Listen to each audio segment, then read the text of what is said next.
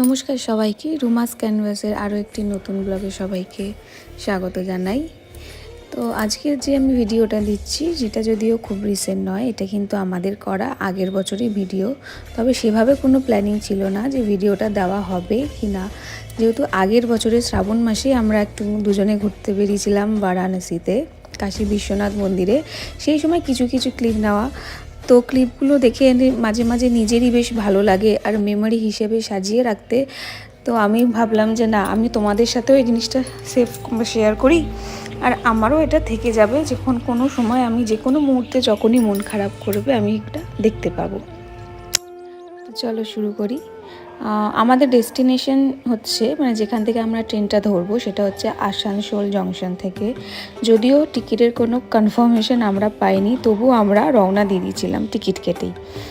তো দেখতে পাচ্ছ এই পাহাড় ঘেরা কিছু রাস্তা বা সাইডগুলো, এটা হচ্ছে আমাদের জয়চণ্ডী পাহাড়, ঠিক আসানসোল ঢোকার আগে কিছুটা জায়গা। তো ওখান থেকে আমরা আসানসোল থেকে টিকিট কনফার্ম না হওয়া সত্ত্বেও জেনারেল কেটে সেটাকে রিজার্ভেশন করিয়ে আমরা পৌঁছে যাই দীনদয়াল স্টেশনে। কারণ বারাণসীর টিকিট আমরা কনফার্মেশন পাইনি, বাট আমার ছিল মনের মানে প্রচণ্ড জোর যে আমি যাবই ওই দিন। সাথে আমার হাজব্যান্ডেরও, দাদাও দেখতে পাচ্ছ একদম রেডি।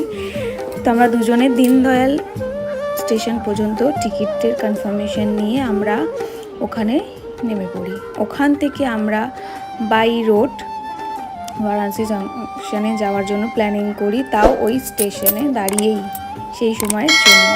তো খুবই তাড়াহুড়োর মধ্যে দিয়ে ওই দিনটা কেটেছিল, যেহেতু এক তো ট্রেনের কোনো কনফার্মেশন নেই, দ্বিতীয়ত হচ্ছে কিভাবে হবে, চলে তো এলাম আসানসোলে জিত করে, বাট যাই হোক বাবা মহাদেবের নামে ঠিকঠাকভাবে আমরা ঠিক ট্রেনও পেয়ে যাই, অ্যাডজাস্ট করে আবার পৌঁছেও আসি।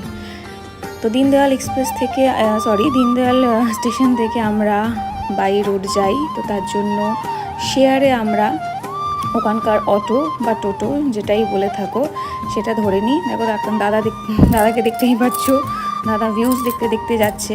আর তোমরা আশা করি বুঝতেই পারছো যে এখানকার ওয়েদার তখন কেমন ছিল। তো শ্রাবণ মাসে সব জায়গায় আমরা ওয়েদার প্রায় জেনেই থাকি, কম বেশি কীরকম বৃষ্টি বা কীরকম ওয়েদার থাকে। তো এখানেও সেরকম একই ছিল।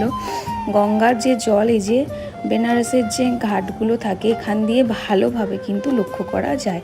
যদি আমরা দাঁড়িয়ে দেখতাম হয়তো ভালোভাবে তোমাদের দেখাতে পারতাম, যেহেতু আমরা গাড়ি করে যাচ্ছি, তো সেভাবে আমরা ফোনে অতটাও ক্যাপচার করতে পারিনি। তো ওই হচ্ছে ঘাটের, দেখতে পাচ্ছ কিছু কিছুটা অংশ দেখানো যাচ্ছে। তো আমরা যতটা পেরেছি তোলার চেষ্টা করেছি, বাট দেখতে খুবই অপূর্ব লাগছিল। এক তো হচ্ছে পুরো মেঘ, আর দ্বিতীয়ত হচ্ছে বৃষ্টি।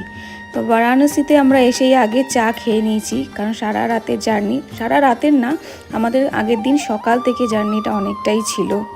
ওই যে বারবার বলছি টিকিট কনফার্মেশন হয়নি, একটা প্যানিক, সেখানে কিভাবে কি করব না করব। যাই হোক, ফাইনালি বারাণসী স্টেশনে এসে চাটাকে আমরা পৌঁছে যাই আমাদের হোটেলে। সেখানেও অনেক ঝামেলা বলতে হোটেল খোঁজা নিয়ে, তো সেটাও অনেক কষ্টে পেয়েছি। তারপর আমরা চলে যাই, আমরা থাকতে পারিনি। তো আমরা তাড়াতাড়ি রুমে চলে এসে কিছু স্ন্যাক্সকে ওয়েট করছিলাম। তারপরে আবারও গেছিলাম বৃষ্টি একটু কমতে ঘাটে আরতি দেখতে। তখন প্রায় আরতির শেষ মুহূর্ত, বাট তাও দেখতে খুবই ভালো লাগছিল। তারপরে হালকা বৃষ্টি স্টার্ট হওয়াতে আমরা বেশিক্ষণ স্টে না করে আমরা আমাদের হোটেল রুমে চলে আসি এবং কিছু অর্ডার করে ওখানেই খেয়ে নিই। সেই দিনটা এইভাবেই আমাদের কেটেছে। আর ঘুমিয়েও পড়েছিলাম, খুব টায়ার্ড ছিলাম। পরের দিন সকাল হতেই আমরা আগে বেরিয়ে পড়েছিলাম ফোর্টের দিকে। যেহেতু আমরা আগেও এসেছি বেনারসে, কিন্তু বেনারসের সব কিছু ঘোরা হলেও আমাদের খালি পেন্ডিং থেকে গেছিলো ফোর্টটা ঘোরা। তাই এইবারে কিছু না ভেবে আগেই আমরা ফোর্টের দিকে রওনা দিই। আর সেই দিন সকালে ওয়েদারটাও ভালো ছিল। ভালো মানে এমনটা নয় যে বৃষ্টি হয়নি, বৃষ্টিও হয়েছে, মেঘও ছিল, কিন্তু সেভাবে হয়নি। তো যাই হোক, ওই ওয়েদারের মধ্যেও আমরা বেরিয়ে পড়েছিলাম। ভালো ওয়েদারটা পেয়েছিলামও বলে দূরে যাওয়ার রিস্কও নিয়েছিলাম। তো ফোর্টে গিয়েই আমরা তো মানে কি বলবো, ফোর্টটাকে ভালো করে দেখলাম। সেখানে কিছু করি আর না করি, আগে কিছু ভিডিও নিলাম, নিজেদের কিছু ফটোও নিলাম। সেভাবে কিছু না নিলেও বাট যতটা পেরেছি আমরা নিয়েছি। তো ফোর্টে খুব অনেকটা সময় আমাদের ফোর্টেই লেগে গেছিলো, শুধু যেতে নয় ফোর্টটাকে ঘুরতেও, কারণ ফোর্টের ভেতরটা বিশাল বড় এরিয়া নিয়ে আছে, সেখানে সমস্ত পুরানো ঐতিহাসিক জিনিস আছে। যারা গেছো তারা হয়তো জানবে, বা যারা যাওনি তাদের জন্য বলে রাখি, ফোর্টের ভেতরে কিন্তু সত্যি ঘোরার মতো জায়গা আছে, যেখানে পুরনো ইতিহাসের অনেক কিছু ঐতিহাসিক জিনিস যেমন বলে থাকো তখনকার দিনে রাজাদের যা যা তারা ব্যবহার করে থাকতেন সেই সমস্ত কিছু ওখানে এখনও স্টোর করে রাখা আছে। আর ফোর্টের ভেতর দিয়ে একটা রাস্তা আছে, যেটা প্রায় বলতে পারো আমার তো লেগেছিল গুহারি মতো, যেটার ভেতর দিয়ে গেলে তোমরা ওই টাইপের একটা গঙ্গাটাকে পুরো ভিউ করতে পারবে ওই ভেতরের রাস্তাটা দিয়ে গেলে। তো ওখানে গিয়েও তো আরও সুন্দর মানে পরিবেশটা লাগছিল এই শ্রাবণ মাসে। তো কিছু না ভেবেচিন্তে আগে আমরা ফটো আর ভিডিও করে নিয়েছি। এই যে গঙ্গাটাকে পুরোটাই দেখা যাচ্ছে ফোর্টের ভেতর দিয়ে, যে রাস্তাটা এসে আমরা পৌঁছাই সেখানে। তো আমরা বেশ কিছু ফটো থেকে আমরা লস্যি খেয়েই সোজা বেরিয়ে গেছিলাম লাঞ্চ করার জন্য, যেখানে সামনে কোনো দোকান পেলেই খেয়ে নেব বলে। তো ওখানে মোটামুটি অনেকগুলোই খাবারের দোকান পাবে। তো যাই হোক, তখন তো আর দুপুর ছিল না, দুপুর গড়িয়ে বিকেল হয়ে এসেছিলো, বাট খিদে পেয়েছিল, খেতে তো হবেই। তো লাঞ্চ করে আমরা সোজা চলে যাই রুমে গিয়ে একটু রেস্ট নিয়ে আমরা একটু বেরিয়ে পড়ি মন্দির চত্বরের দিকে। সেই দিন আর মন্দিরে ঘোরা হয়নি, সেদিন মন্দিরে ঘোরার মতো প্ল্যানিংও ছিল না, আর অত অবস্থাও ছিল না, একটু তো টায়ার্ড ছিলামই। তো সেই জন্য আমরা ভাবলাম মন্দিরের চারপাশটা করে নিই। আগে যেরকম দেখেছিলাম সেরকম এখন আর মন্দিরটা নেই। তো তারপরে মন্দিরের চারপাশটা দেখে নেওয়ার পরে আমরা ডাইরেক্ট চলে এলাম ডিনার করতে, কারণ বৃষ্টি প্রায় আসছে কখনো যাচ্ছে। তো যেহেতু সোমবার ছিল সেই দিন, তো আমি ডাইরেক্ট নিরামিষে খাবো, তো তাই জন্য আমরা নিরামিষ হোটেলে ঢুকে ডিনার করে এসে ঘরে রেস্ট নিয়েছিলাম। আর পরের দিন বেরিয়ে পড়েছিলাম সংকট মোচনে যাওয়ার জন্য। তোমরা আশা করি অনেকেই জানো ওখানে কিন্তু ফোন অ্যালাউ করে না, যতটুকু করে বাইরে, বাকি যেখান থেকে তোমরা ডালা নেবে সেখানেই সব জমা দিয়ে দিতে হয়। তো সংকট মোচনে আমরা পুজো দিয়ে বেরিয়ে আসি তুলসী মানসের মন্দিরে, সেখানটাও আমরা ঘুরে নিই। তো এই তুলসী মানস মন্দিরের ভেতরটায় গেলে তোমরা হয়তো দেখতে পাবে, বুঝতে পারবে, প্রচণ্ড শান্ত পরিবেশ আর খুবই সুন্দর। এই মন্দিরের ভেতরে শ্রীরাম, সীতা, লক্ষ্মণ ওদেরও মন্দির আছে, এবং প্রত্যেকটা দেয়ালে তুমি প্রায় অনেক তোমরা কারুকার্যও দেখতে পাবে। তো এটারও সেরকমভাবে কোনো ভিডিও নেওয়া হয়নি, খালি 2-3টে ফটো তোলা হয়েছিল, সেটাই আমরা তোমাদের সামনে তুলে ধরলাম। তো সেখানে তুলসী মানস মন্দির ঘোরার পরে হঠাৎ চোখটা গেল এইদিকে ত্রিদেব মন্দিরে। তো আমরা ভাবলাম তাহলে এসেছি যখন ঘুরেই নিই। তো ভেতরটা ঢুকতে দেখলাম সত্যি ভীষণ অপূর্ব। প্রত্যেকটা মানে দেখতেই পাচ্ছ, দাদা ঢুকে যাচ্ছে আগেই। তো আমি এটাকে আর মানে হাতছাড়া না করে ভাবলাম ক্যাপচার করে নেবো। আর সেই যখন অ্যালাউ আছেই এখানে ফোনটা, তাহলে ক্যাপচার করতেই বা কী অসুবিধা। তো আমি পুরোটা খুব ভালোভাবে ক্যাপচার করে নেওয়ার চেষ্টা করলাম। এই হচ্ছে মন্দিরের ভেতরের ভিউ। ত্রিদেব মন্দির মানে অবশ্যই আমরা তো জানি ব্রহ্মা, বিষ্ণু, মহেশ্বর, তারা তো থাকবেই। এছাড়াও এখানে কিন্তু খাটু শ্যাম আছে, আর তোমরা দেখতেও পাবে, আমি চেষ্টা করেছি নেওয়ার। তো সেই দিন আমরা সংকট মোচন, তুলসী মানস মন্দির, ত্রিদেব মন্দির, আর এরপরে আমরা যাব, তোমরা দেখতে পাবে ভিডিওটাতে, দুর্গা মন্দির, ওইটা আমরা পুরোটা কভার করে নিই। আর কিছু কিছু জায়গা আমরা প্রায় হেঁটে কভার করেছি। সত্যি বলতে বেনারসে হেঁটেও ঘুরতে কিন্তু ভীষণ ভালো লাগে, ওই অলিগলি, তারপর প্রত্যেকটা ছোটোখাটো মন্দির আশেপাশে। আর হয়তো শ্রাবণ মাসের ওয়েদারে একটু প্রবলেম হচ্ছিল, বৃষ্টি ঝাঁকে বৃষ্টির জন্য, বাট তাও তোমরা যদি কখনো হেঁটে ঘোরো না, দেখবে তোমাদেরও ভীষণ ভালো লাগবে।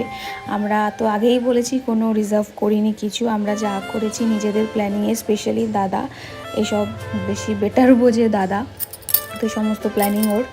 তো যাই হোক, ত্রিদেব মন্দির থেকে বেরিয়ে এসে যে দুর্গা মন্দির, এখানেও সেম ফোন অ্যালাউ নেই, সেই আমাকে বাইরেই ক্যাপচার করতে হয়েছে।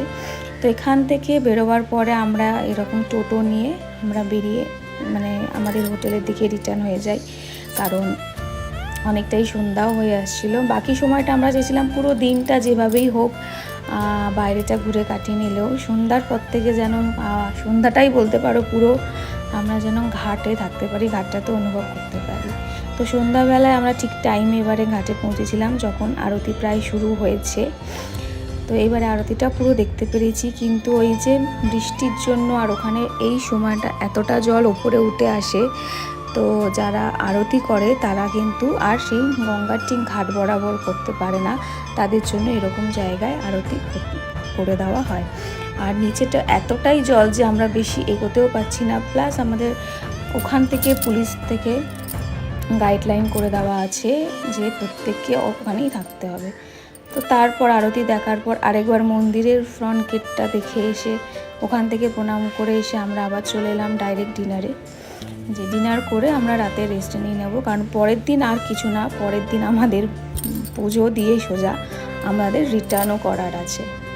তো ডিনারের জন্য আমরা চলে এসেছি এখানে, বাট আনফর্চুনেটলি আমার নামটা এখন মনে পড়ছে না, বাট অ্যাম্বিশনসটা এতটাই ভালো লাগছিল তো আমি এটাকে টুক করে একটু ক্যাপচার করে নিয়েছিলাম। তো ওই দিন ছিল মঙ্গলবার, তো অ্যাকচুয়ালি আমার সোমবার ছিল পুজো দেওয়ার, কোনো কারণবশত আমাদের সোমবারটা পুজো দেওয়াটা হয়নি মন্দিরে। তার উপর শ্রাবণ মাসে বারবার বলছি, যারা আমরা মনে করি যে সিজনে এই মন্দিরে যাব পুজো দেবো, আর সেটা যে কতটা চাপের হয় সেটা আমরাও ফিল করেছি।